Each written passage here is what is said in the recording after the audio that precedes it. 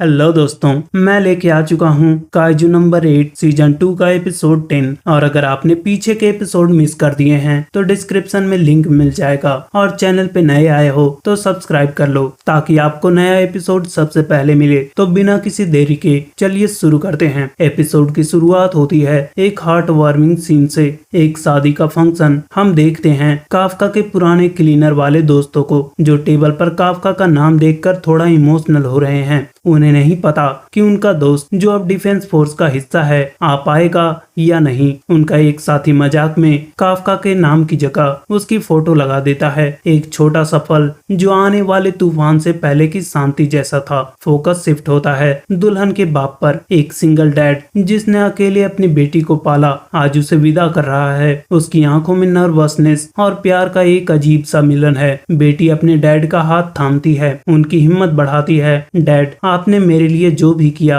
उसके लिए thank you. ये पल पूरा होने ही वाला था कि तभी एक धमाका होता है। एक सेकंड में सब कुछ बदल जाता है। जश्न की जगह चीखें गूंजती है। एक विशाल काइजू शहर के बीच से निकलकर उस शादी को एक बैटलफील्ड में बदल देता है। डिफेंस फोर्स हेडक्वार्टर्स में रेड अलर्ट जारी हो जाता है। स्क्रीन पर एक काइजू का सिग्नल फ्लैश होता है। डिफेंस फोर्स टीम को तुरंत भेजो, ऑर्डर मिलता है। लेकिन अगले ही पल उनके होश उड़ जाते हैं। पूरा मैप, टोक्यो का हर कोना लाल सिग्नल से भर जाता है। एक नहीं, दो नहीं, 10 नहीं, अनगिनत काइजू अटैक्स। जमीन से, समुद्र से, आसमान से, हर तरफ से मौत बरस रही थी। वापस शादी के मैदान में जहां अब सिर्फ तबाही है। दुल्हन का बाप अपने जख्मी होने वाले दामाद को कंधे पर उठाए भाग रहा है। उसकी बेटी भी साथ है लेकिन वो बच नहीं पाते। काइजू का एक ही वार और बेटी जमीन पर गिर जाती है। वो विशाल मॉन्स्टर उसे खाने के लिए अपना जबड़ा खोलता है। उस बाप के पास कोई वेपन नहीं था,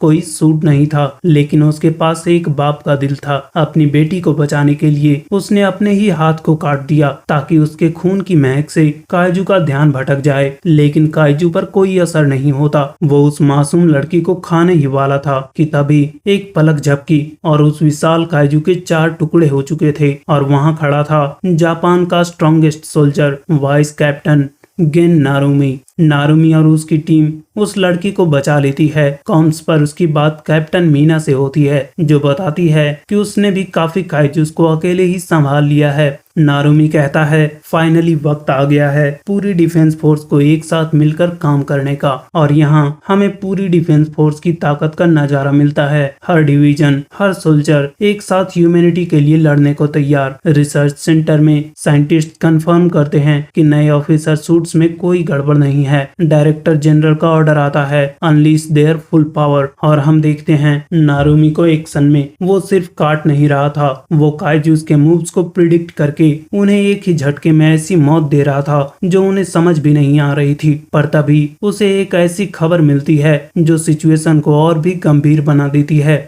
गुड न्यूज ये थी कि फर्स्ट और थर्ड डिवीजन ने टोक्यो को सिक्योर करना शुरू कर दिया था। नारुमी पूछता है और बाकी डिवीजन्स? यही तो बैड न्यूज है। कॉम से जवाब आता है काइजूस ने पूरी कंट्री पर अटैक कर दिया है। Major cities, power plants, communication towers, हर इम्पोर्टेंट जगह उनके निशाने पर थी। ये कोई रैंडम अटैक नहीं था, ये एक सोची समझी साजिश थी और इसके पीछे सिर्फ एक ही नाम हो सकता था, काइजू नंबर 9। मदद का कोई रास्ता नहीं था। अब जो करना था इन्हें खुद करना था। नारुमी कहता है हमने इसी दिन के लिए तैयारी की थी। और तब एक ऐसी चीज का जिक्र होता है जिसे सालों से इस्तेमाल नहीं किया गया। एक वेपन इतना पावरफुल कि वो आखिरी बार फर्स्ट डिवीजन की legendary vice captain Hikari Shinomiya के पास था। हम देखते हैं कि कोरू शिनोमिया को अपनी माँ की विरासत वेपन नंबर 4 पहने हुए वो बिल्कुल अपनी माँ की परछाई लग रही थी। उसके मन में एक ही सवाल था, क्या मैं अपनी माँ की जगह ले पाऊंगी? लेकिन उसकी आंखों में डर नहीं, डिटर्मिनेशन था। नहीं, मैं अपनी माँ की जगह नहीं लूंगी, मैं अपनी पहचान बनाऊंगी। एक रॉकेट लॉन्च होता है और सेकंड्स के अंदर शिनोमिया बैटलफील्ड के ऊपर थी। ये डिफेंस फोर्स का सबसे फास्ट वेपन था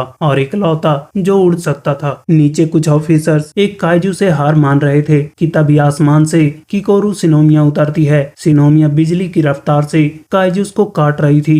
बड़े बड़े मॉन्स्टर्स उसके सामने तिनके की तरह बिखर रहे थे। नारुमी कॉम्स पर कहता है, तुम्हारे पास 10 मिनट है। शिनोमिया मुस्कुराते हुए जवाब देती है, 5 मिनट ही काफी है। उसकी स्पीड इतनी तेज थी कि बाकी डिफेंस फोर्स को पीछे हटने का ऑर्डर दिया गया। वो उसके रास्ते में आएंगे तो खुद मारे जाएंगे। उनका काम अब सिर्फ काइजूस को फ्रीज करना था ताकि शिनोमिया उन्हें खत्म कर सके। डायरेक्टर जनरल कहता है, उसके अंदर अपने बाप जैसी ताकत थी और अब अपनी माँ जैसी मोबिलिटी भी आ चुकी है। ये लड़की अब एक मॉन्स्टर है, लेकिन एक जगह थी जहाँ सिचुएशन अभी भी कंट्रोल से बाहर थी, सोफू एयरपोर्ट, और उसे संभालने के लिए भेजा गया था एक ऐसे शख्स को जिसके हाथ में था अब तक का सबसे अनप्रिडिक्टेबल वेपन। हम देखते हैं सोशिरो होशिना को, जो वेपन नंबर 10 पहनने के लिए तैयार हो रहा है। पर ये कोई आम सूट नहीं था, ये एक जिंदा काइजू से बना था और वो काइजू होशिना से बात कर रहा था। नंबर 10 कहता है, आखिरकार लड़ने का समय आ ही गया। होशिना कहता है, चुप रहो, मैं यहाँ इंचार्ज हूँ। ये हिस्ट्री का पहला सेंटिनेंट काइजू वेपन था, एक प्रोटोटाइप जिसके बारे में आमने सामने कोई कुछ नहीं जानता था। लेकिन नंबर 9 को सरप्राइज करने का ये एक ही रास्ता था, एक हाई रिस्क गैम्बल। हेलीकॉप्टर से नीचे उतरने से पहले ही काइजू नंबर 10 होशिना को लेकर नीचे कूद जाता है, जहां वो चारों तरफ काइजूस से घिरे हुए थे। होशिना कहता है, लेफ्ट में कम काइजूस हैं, वहां से शुरू करते हैं। नंबर 10 कहता है, नहीं, राइट में ज्यादा मजा आएगा, वहां ज्यादा ताकतवर काइजूस हैं। दोनों के बीच ऐसी बहस छिड़ती है कि वो आपस में ही लड़कर जमीन पर गिर जाते हैं। उनकी कॉम्बैट पावर 41% तक गिर जाती है। होशिना फ्रस्ट्रेशन में चिल्लाता है जब एक काइजू ने एक जोरदार पंच मारता है। पावर लेवल अब 34% पर था। साइंटिस्ट चिल्लाती है, होशिना वापस आ जाओ, ये काम नहीं कर रहा। होशिना समझ जाता है अगर उसने अभी कुछ नहीं किया तो वो मारा जाएगा। उसे इस काइजू पर भरोसा करना ही होगा, उसे सिंक्रोनाइज करना ही होगा। वो कहता है, ओके नंबर 10, इसे आखिरी बार तुम्हारे हिसाब से ही करते हैं। और तभी एक काइजू उन पर हेलीकॉप्टर फेंकने वाला होता है, लेकिन नंबर 10 होशिना को फ्रीज करके उसकी जान बचा लेता है। उस पल होशिना को एहसास होता है ये सिर्फ एक मॉन्स्टर नहीं है, ये एक पार्टनर है। और फिर शुरू होता है असली तांडव। होशिना की सोर्ड स्किल्स और नंबर 10 की रॉ पावर, एक डेडली कॉम्बिनेशन। उनका कॉम्बैट पावर बढ़ने लगता है 67%, 77%। दोनों एक दूसरे को उकसाते हुए, एक दूसरे से कम्पीट करते हुए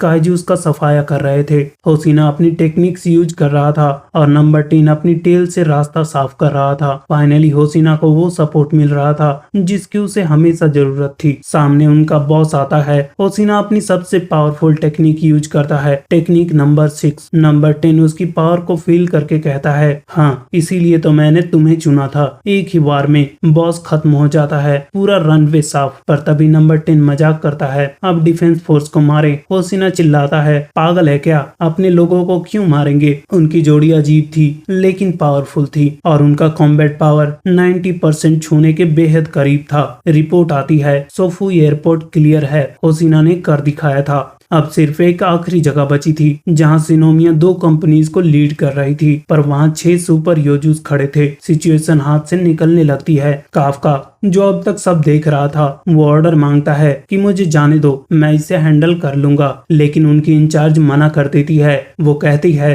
अगर नंबर 9 ने तुम्हें ट्रांसफॉर्म होते देख लिया तो सब खत्म हो जाएगा, तुम्हारा रोल लिमिटेड है। काफका बेबस था, उसके अंदर का मॉन्स्टर चिल्ला रहा था लेकिन उसे इंसान बने रहना था। तभी एक योजू ट्रांसफॉर्म होता है और एक मैसिव ब्लास्ट करता है। उसकी पावर इतनी ज्यादा थी कि सबके होश उड़ गए। इनसे कैसे लड़ा जाए। तभी कॉम्स पर एक शांत लेकिन पावरफुल आवाज सुनाई देती है, तैयार हो जाओ तुम लोग। हम देखते हैं एक विशाल फ्यूचरिस्टिक कैनन को और उसके कॉकपिट में बैठी थी कैप्टन मीना आशिरो। वो कहती है, मैं इसे हैंडल करूंगी। जिसके साथ ही ये एपिसोड खत्म हो जाता है। कैप्टन मीना आशिरो बैटलफील्ड में उतर चुकी है, लेकिन क्या 3rd डिवीजन की कैप्टन अकेले इन 6 योजूस को रोक पाएगी या ये सिर्फ एक नए और भी भयानक तूफान की शुरुआत है। आपको क्या लगता है, कमेंट्स में जरूर बताना। और वीडियो पसंद आया हो तो like, share, comment and subscribe to my channel. तब तक के लिए आरिगातो गोजाइमास।